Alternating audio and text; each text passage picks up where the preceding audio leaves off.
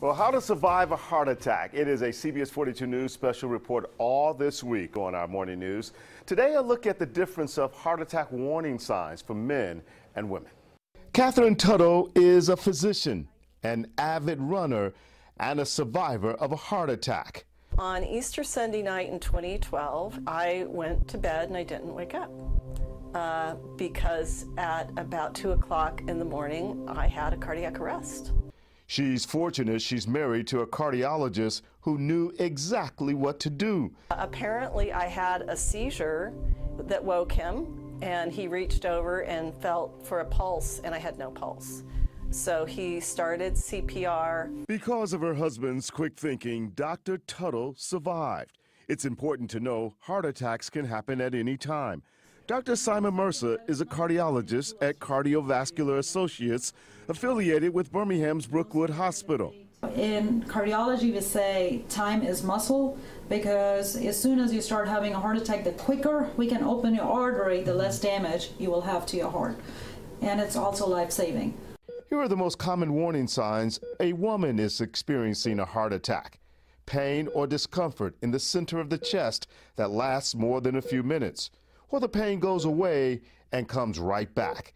It could be associated with sweating, or the pain spreads from the chest to the arm, neck, or jaw.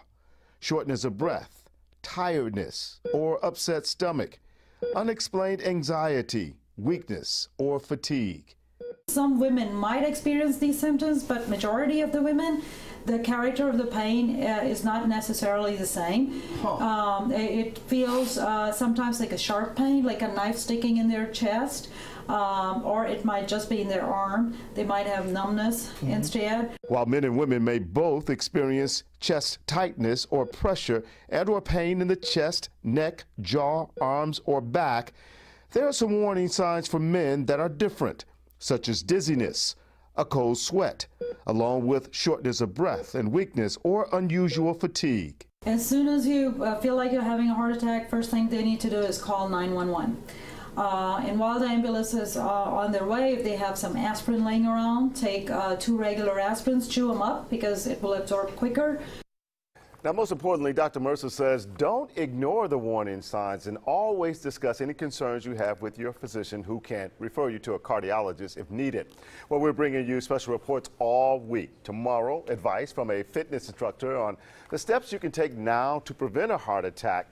Plus, coming up on Thursday, local doctors will join us in our studios to answer your questions about a heart attack.